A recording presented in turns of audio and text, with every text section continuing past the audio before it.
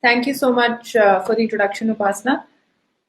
Yes, this truly is a new way of conducting conferences and events, and I think Tai is doing a great job at that.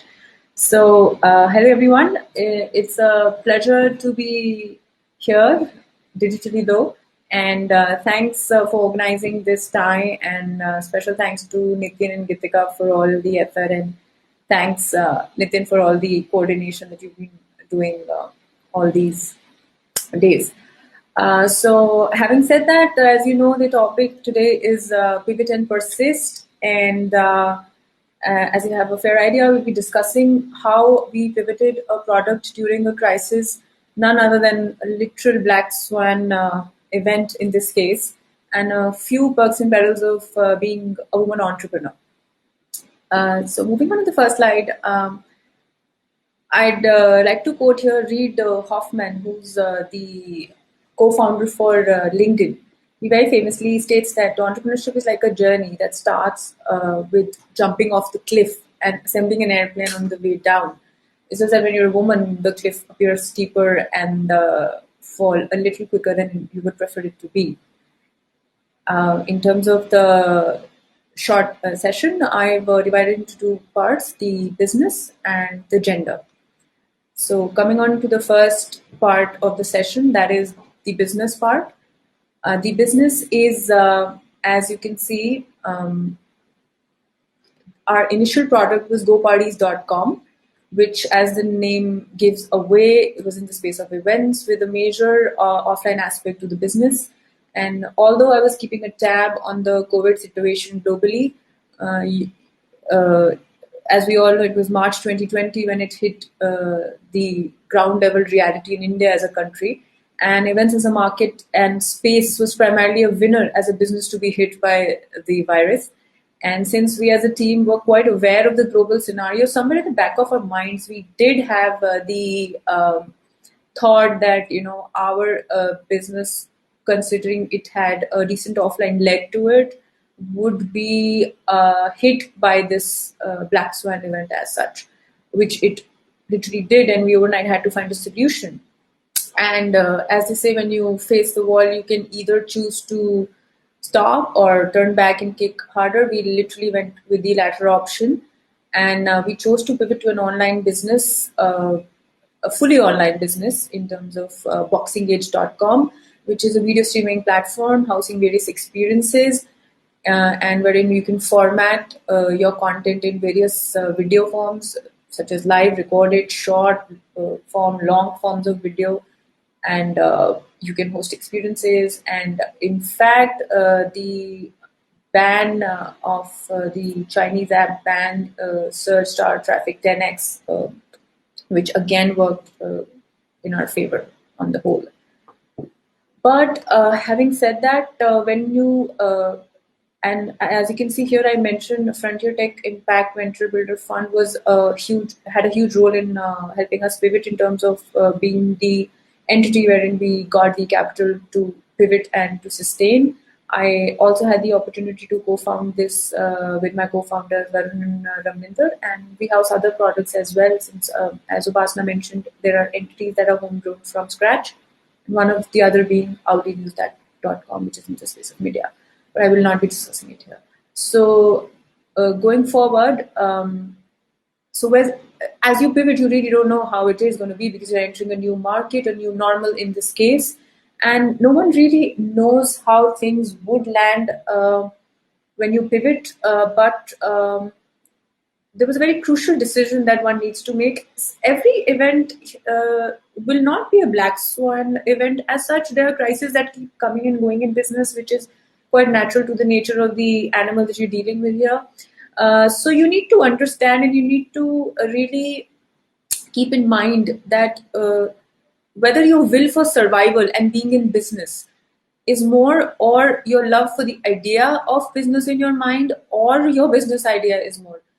For survival, it is quite binary. You will have to have the will for survival and being in business way greater than your love for idea of what a business should be or a business idea, because you never know how markets change, how markets perceive, how even sometimes a product that's fit in the market might just go out of business, if not overnight, few more nights than one night. So you need to have, in essence, the slide is important from the aspect that you need to understand why you get into business is for the business, and everything follows after that. And sometimes, obviously, the will has to supersede everything that's there. So moving on, technically there is an important key to survival. I just listed on three main pointers here. First would be to ideally have a capital run of 18 months, which may or may not be the case. Most of the time it's not in a startup. So in this case, you need to be open to any form of capital, not necessarily VC capital. Consider friends, family, or debt options. Contemplate the need and state of picking up VC capital, since it comes with a lot of terms and aggressive growth needs, as it comes with a lot of hope value to it. And when in our case, what worked was or just think of out of box solutions. Like in our case, we got onto building Frontier Tech Impact Venture Builder Fund, which provided us the capital for the pivot and the survival. And this was quite an out of box solution because FTI as a builder fund houses entities and grows them from scratch. So it kind of really worked in our favor. But then again, if you decide to survive, you find solutions basically. And then the other thing is growth and market. You need to see whether your product is in the right market fit when the crisis is on and even after the crisis is over. In this case, which we can even tout as the new normal. Your product should be viable and sustainable in the new normal that is to come. And team is always a very important aspect of any business. You need to have a core team intact. You can build a list of a can do or cannot do list of essential people that you would want on your team and probably proceed doing that. So in terms of the business, I guess sustaining after the pivot is as important as pivoting, and to have your product be a good fit in the new normal is equally as important. So all of these are, I tout them as equally important things in all cases. Moving on, we move on to the second aspect of the presentation, that is the perks and perils of gender in business. As much as we talk about it in our minds, we seldom say it aloud. So I've taken the opportunity to include this as well after considering it's an important part of the pivot. And so in terms of business, if there are two things that an entrepreneurship doesn't have, that's gender and empathy. And if there is one thing that founders get way more than empathy, as much as they would like it, there is almost none. There is the gender bias or the gender feelers that come your way, which you may or may not want them, but they clearly come in various forms, sometimes to the extent that you wish that capital was available in so many forms of such as society, family, friends, sometimes even institutionalized investors for that matter. So coming on to the perks of being a woman in business, women as such are, at least I feel so, are quite natural at few things, and it's these natural traits that can come of great value to a woman when she is in business, such as I've just taken the liberty to list a few here. Women are natural at having a higher emotional quotient, which we assume is probably a bad thing and a sixth sense, but it is not. In fact, it has a big value. In addition to managing, multiple stakeholders and on day-to-day tasks, these just make the running of a team more empathetic, and it just makes the environment more congenial, if I can say so. And as we all know, multitasking abilities of women are proven to be way higher, and they're naturally wired to handle an array of tasks at a point of time, which is a great value addition when you're doing a 0 to 1 stage of business. As it's very famously said, if you really want to get something done, give it to a busy mother, because you just have the job done with no frills. So that's kind of a nice thing when when you're in business. So the another point is to be good at business development. Women are naturally good at conversations, good at ice breaking, and hence helps in business development. As even at Shairi, who's got a whole network around this, she rose, which is I think a fab network she's made. And there's another thing that we don't talk about much. That's the negotiation power of women, which is quite understated. I feel women are quite natural again at being good negotiators because they've probably it's not talked about enough, but they've subconsciously learned it at a very early stage, probably from their mothers. But again, they are good negotiators as well. So coming on to the perils of women in business. This slide, as you can see, is basically a crux of all the main obstacles based on various studies from the Indian, US, Japan, and European markets, as a crux that the impact of gender stereotypes, which generate gender biases and discrimination, whether women are considered to be, whether women are they really like risk takers, are they less confident, are women really ambitious? There are questions on their ambition and their competitiveness. In my opinion, I feel all of them are boiled down to just three factors, which are surrounding a woman who decides to get into business or start her own thing, which I call as the three Fs of the perils of women in business. Clearly, I've come up with this as a part of my journey till now, and these are family, financing, and friends in society. I'll just take to these points one by one. The first is family as a whole is a very concerning obstacle, because if not a support system, this can be the single point of reason of a woman not doing well in business, or maybe not starting at all per se. And this can come in any form: your parents, your partner, your children, in any form. And mostly they mean well, but this is highly subjective, and ambitions are involved. I mean, definitions change. So when we as women can turn a blind eye to all these points, what we can do is to accept them and create a viable option around a solution, which primarily means ignoring most of it and just doing your work. The guilt will be omnipresent. Nobody really talks about it, but the guilt of a woman in business, like she has a guilt, like she's doing business. There's a guilt that's present, which I believe would never go, because no matter what stage of life you're in, single, married, bearing kids, rearing kids, raising kids, or a combination of any of these, all of these, the guilt will be omnipresent. It never goes. If it goes, I think that's what nirvana would be all about. So the idea is to follow your dreams with minimum guilt, and to build a strong network around you of like-minded people that will help you understand and help each other face the challenges in a more positive and a forward-looking way. The irony of the situation is that business is a gender-neutral platform. However, the market standards and the way it's been curated is mostly by men these days, because of how the talent has been growing bottoms down with most men, and obviously those have been in the leadership positions. But however, it's becoming difficult to sustain that because of the large pool of talent of women being available in terms of entrepreneurs or CXOs or other leadership positions.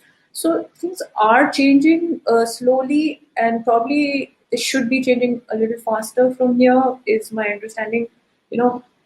Uh, like Nitin told me to quote some personal anecdotes here, so I'll take the liberty. So like when I decided to start my own business and I decided to quit my job, the question my family was, why would you do something like that?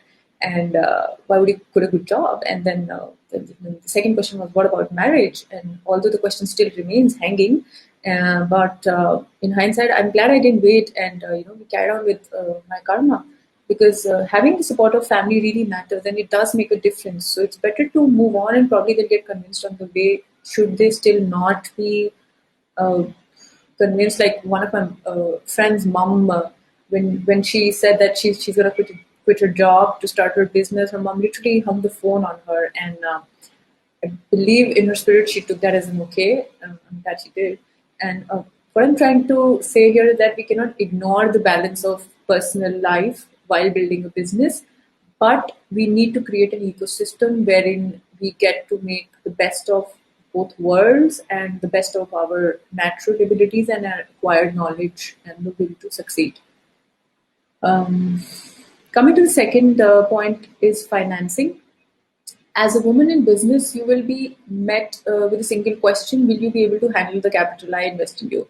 It's not that men don't have to, it's also women who have to. So when we pivoted, we were also faced with the same questions. We had investors and, we had to convince everyone. And it was nice to have people who were understanding, but having a male co-founder in my case helped. But if you're a sole female founder, in that case, you might face a lot more challenges.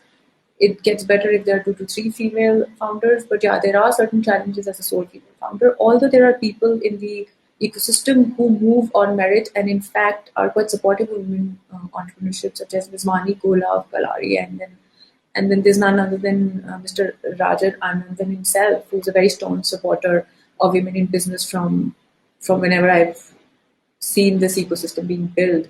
And it is people like him who've been doing their bit in going forward with more women in leadership positions, and things are bound to change going forward. The third aspect is friends in society. The lesser we talk of it, the better, because the more you pay attention, the larger the FOMO gets. FOMO, in case you don't know, is fear of missing out, which is a millennial term of being left out, which basically means, oh my God, what am I doing? I don't know about other folks, but people in business need to understand that we are running our own race at our own pace. It is not a very rosy path, it is a difficult path, and count that in when you're weighing yourself on any sort of a scale.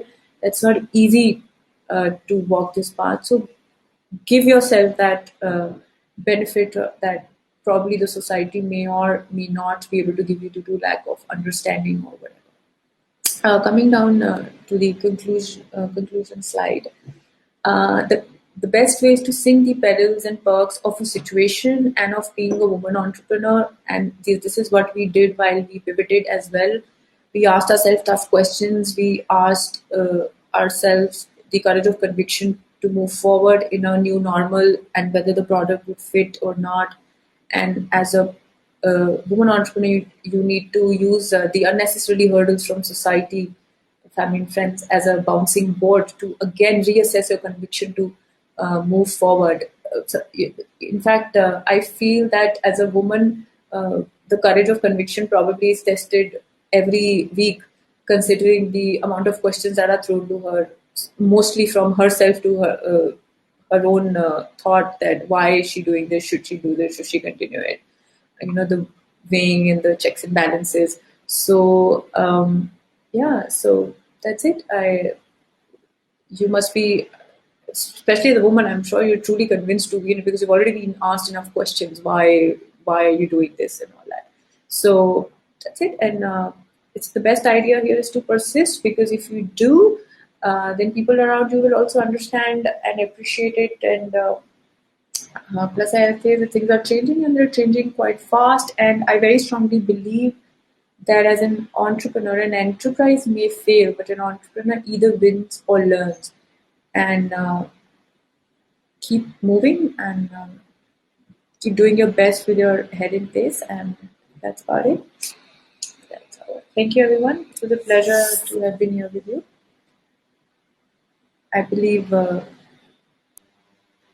be. Some questions.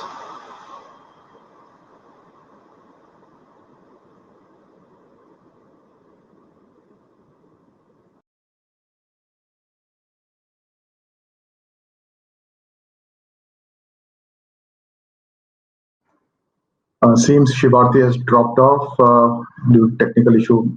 She should be coming back soon.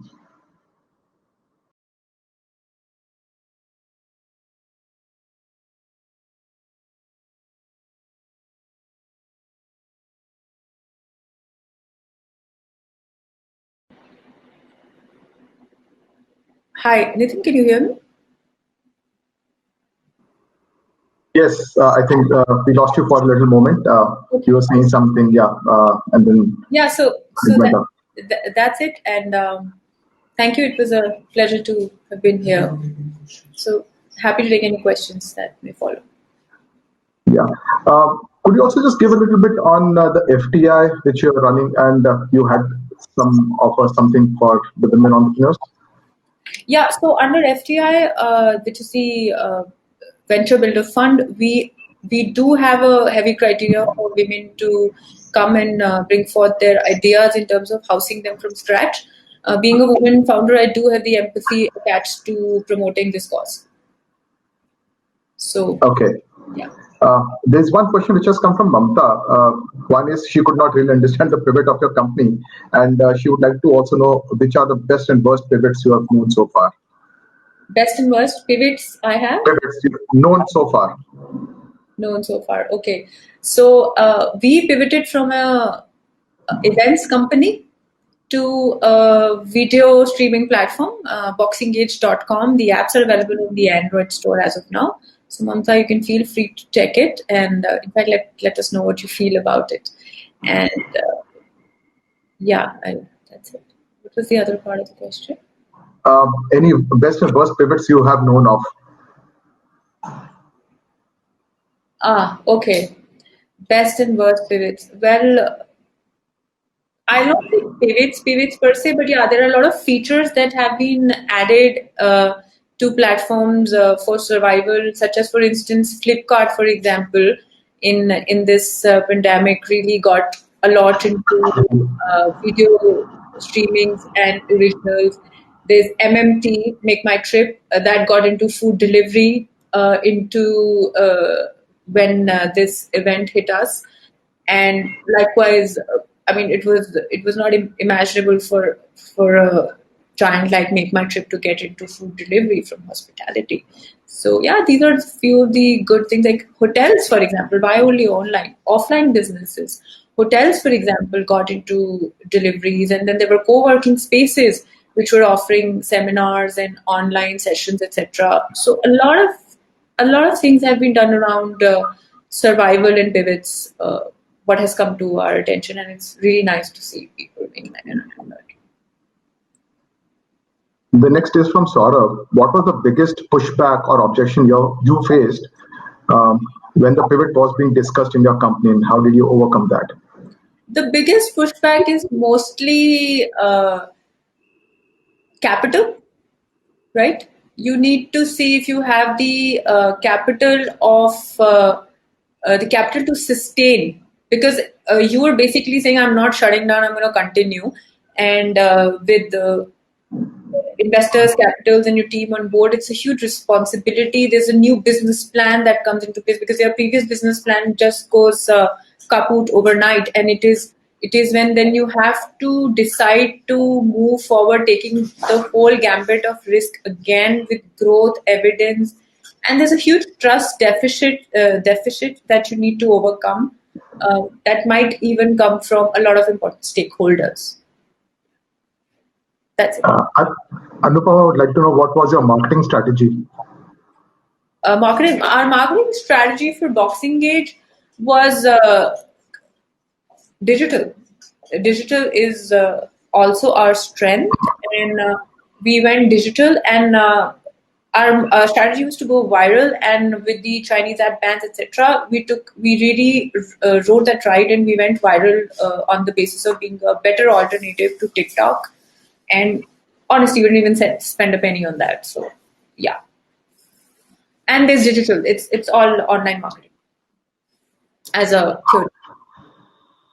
How could you encourage yourself when you faced a lot of challenges in initial stage? Mindset, your personal. Nitin, your voice broke. I'm sorry, I couldn't hear you. The question was, how could you encourage yourself when you faced a lot of challenges in initial stage? Your mindset, Shesha would like to know. Oh, well, that, as I mentioned in the slide, is your courage of conviction. It completely boils down to a single word. How convinced are you to continue in business? What is your how convinced are you? It's your courage of conviction to resurface and reface all the challenges. And this is a very generic question, but Arpita likes to know which is the best funding investor for women entrepreneurs for getting the fund for startups. Who's more open to funding women entrepreneurs, as per you? Not that I've personally picked up any capital, but from them. But I really like what Mr. Rajan Anandan does and how he does it. He's very neutral and very meritorious. There's Miss Vani Kola, and now you have FTI, that's Frontier Tech Impact Venture Builder Fund. We would like to be very meritorious in our investments and our homegrown entities. So, yeah. Yeah, just to add on to it, we did have Anisha Singh of She Capital. She also is looking at this She Capital, this Anisha. Yeah, so just to remind Thank you. Just to remind our audience that we also did have Anisha from She Capital. She is actively looking at investing in the women business. She Capital is doing a great job. Yes. So if your business really has a merit in it, the investors are out there. All of them are out there. I believe, Shivaarti, that's what you like to say. If you have a meritorious system, then it's better to be gender neutral, because business by design is pretty gender neutral. So, yeah. So that also brings us to the end of the session. Thank you so much, Shivaarti, for taking your time and talking about your story.